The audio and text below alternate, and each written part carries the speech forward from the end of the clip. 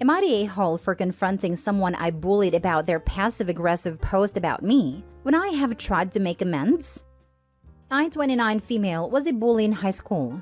I'm not proud of it, but I'm not going to downplay or try to justify it or anything. But I grew up, learned from my mistakes, and did repeat them. One of my targets was Ruby, 28 female.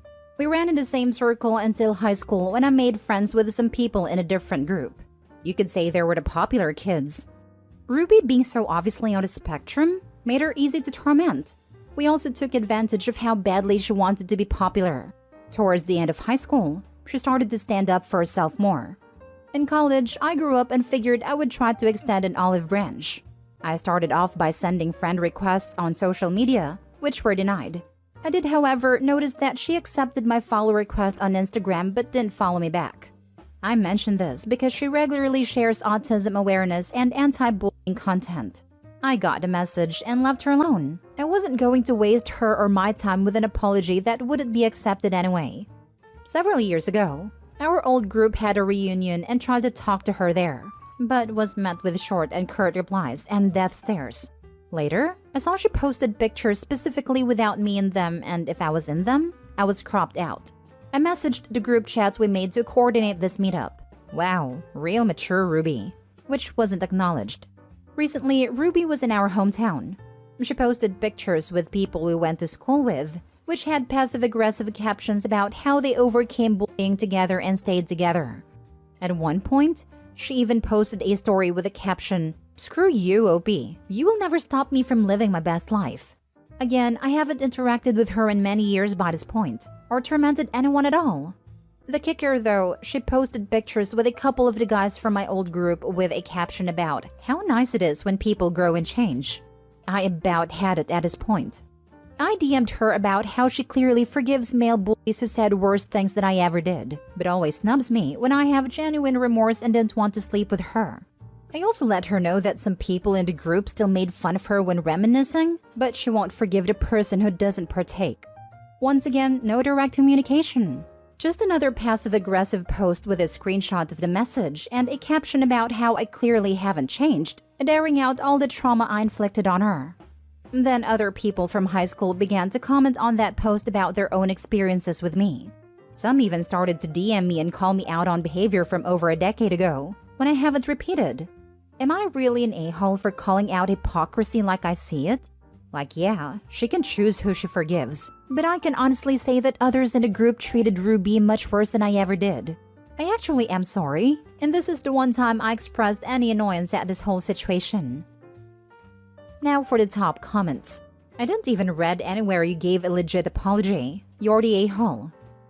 Exactly. Opie never said sorry. She sent a friend request which was denied. You can send people messages without being their friend. It just lands in the other folder, or she could ask a mutual friend to forward her the written apology. She had options to message and apologize, and she didn't take it.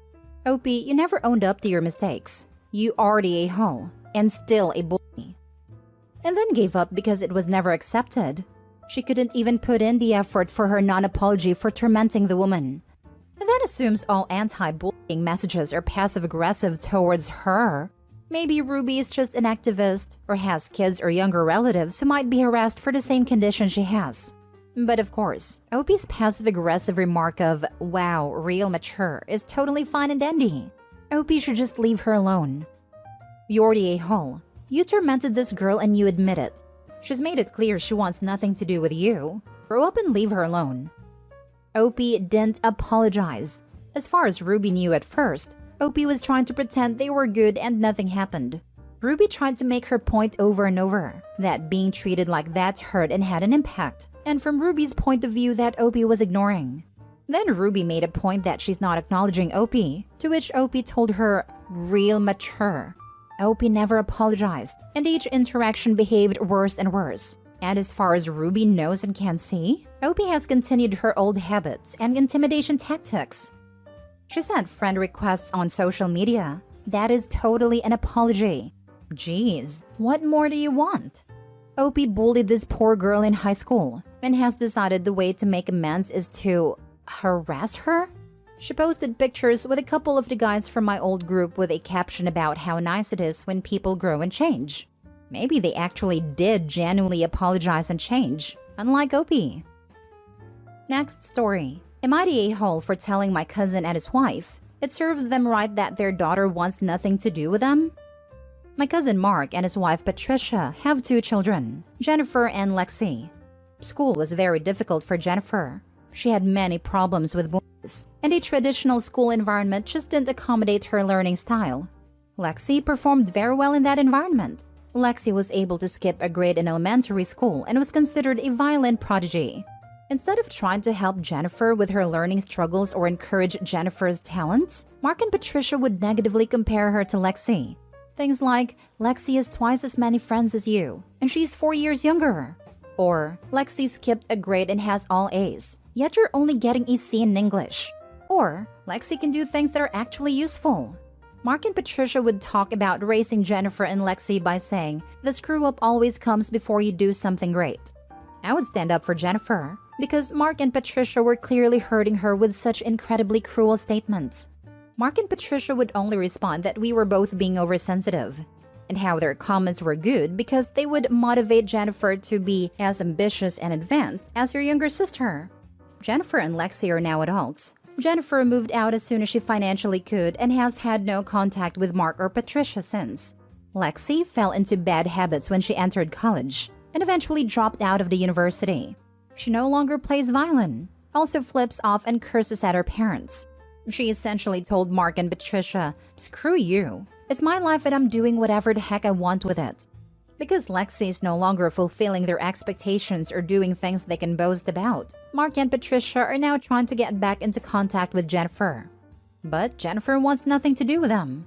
Mark and Patricia were complaining because after using a 4th phone number to contact Jennifer, she had just blocked them previously. Jennifer called them out for only contacting her because Lexi was no longer available.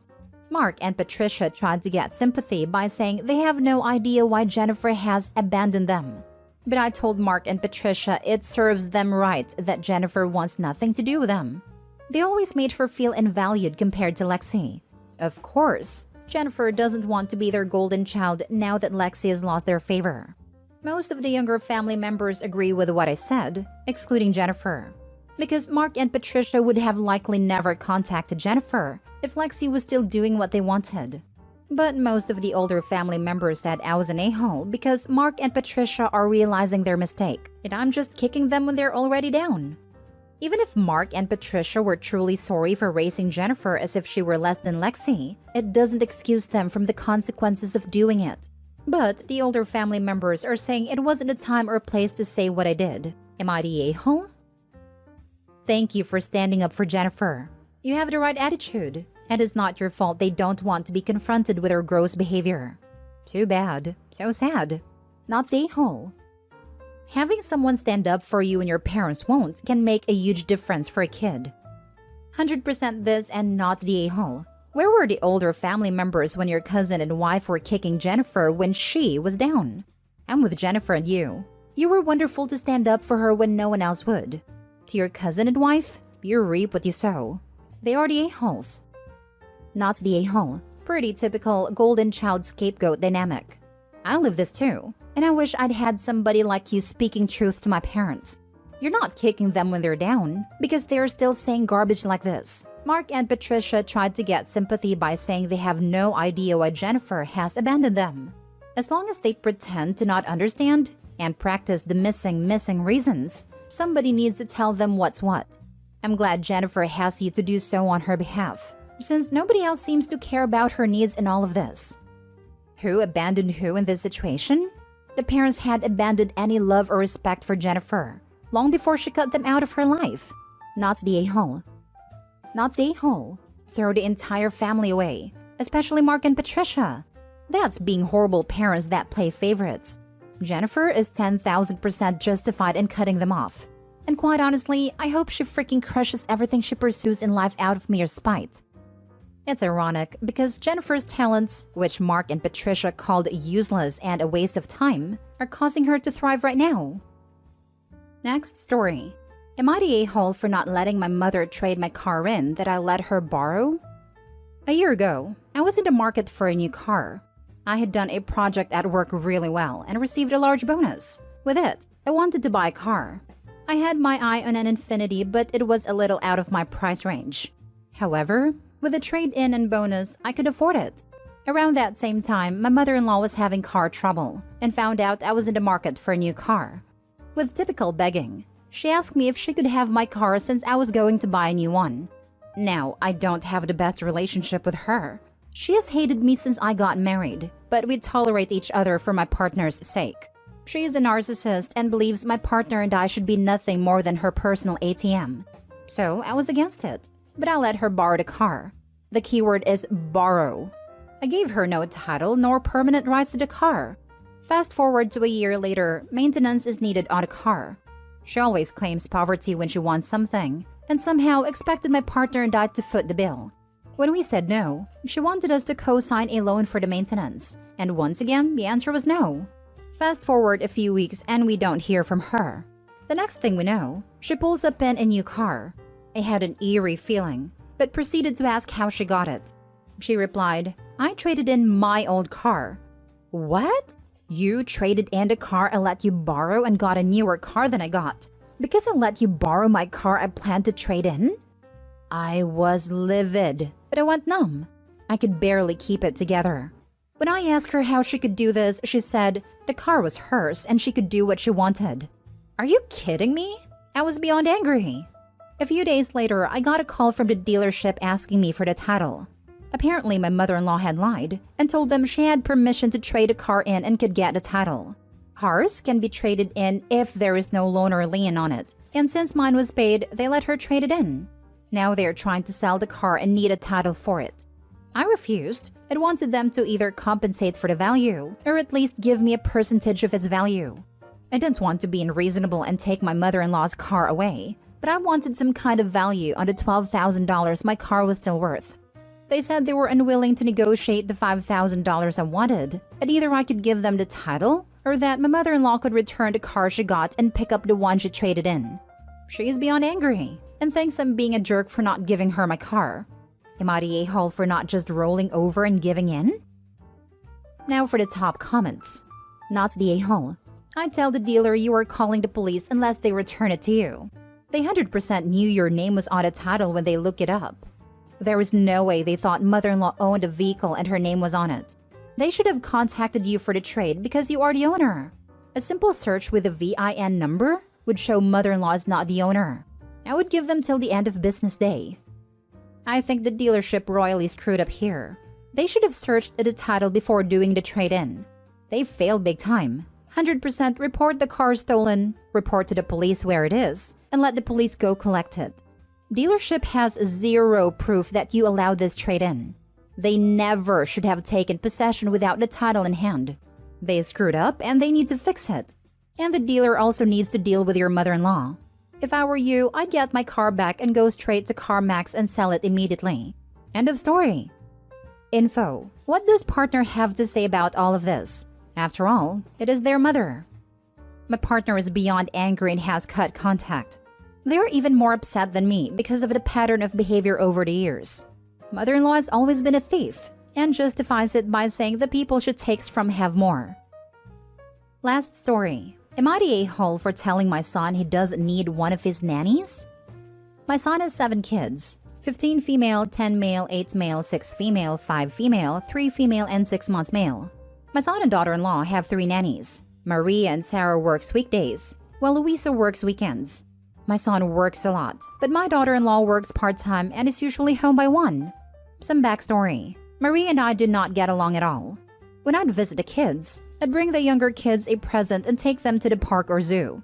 She always picked a fight with me for not doing the same with his oldest, even though she's a teenager and doesn't need someone to bring her a Barbie and take her to the park. I've also not been able to see or talk to my grandkids since before my grandson was born because of a lie that Maria told to my son. My son's oldest daughter is very sick. She takes a lot of medicines, and I talked to her once about living a more natural lifestyle so she could eventually get off her meds. Maria told my son I tried to convince his oldest to stop taking her medicine. Son also has the option to work from home. He usually chooses to work from the office, but Maria needed 2 days off so he stayed home with the oldest and the youngest. Maria works mornings and Sarah works afternoons. He and I were supposed to go out for lunch that day, so he called to cancel and explained why. At the end of the day, I asked him how his day with the kids was, and he said it was good, and it wasn't as hard as he thought. I asked why he asked Maria if he could work from home and take care of his kids himself, but he got mad at me for trashing Maria.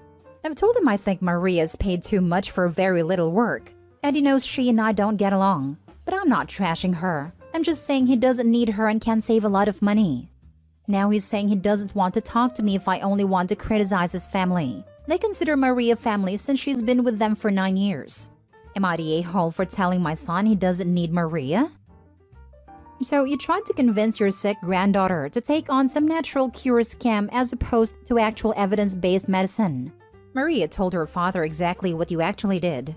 You routinely play favorites among your grandkids and pick fights with someone who seems to be doing her job. Yeah, you're the a-hole. Agreed, you're the a-hole. I literally hate people who think medication is equal to unhealthy, and they have to get people off of medication as fast as possible. They praise a natural, healthy lifestyle, while forgetting that the medication is there to help sick people. Medication is liberation from sickness and helps people live. Agreed. I had a relative attempt to convince my mother to stop taking her MS medication because she doesn't like daily shots. I mean, who does? She instead suggested some sort of berry gummy and essential oils for MS. I do agree that if someone is taking a lot of meds to consult with a doctor and see if anything has changed, and perhaps lessening or changing the plan, as sometimes things are prescribed to cover side effects of others. We did this for my grandmother who went from 7 to 2 pills a day because there was an alternative to one of her meds which knocked out 5 others. You're the a-hole. First of all, mind your own business. Also, you really expect someone to work from home and take care of 7 kids? You must be daft. Exactly. If he worked from home, he wouldn't get any work done. And he would likely no longer be employed.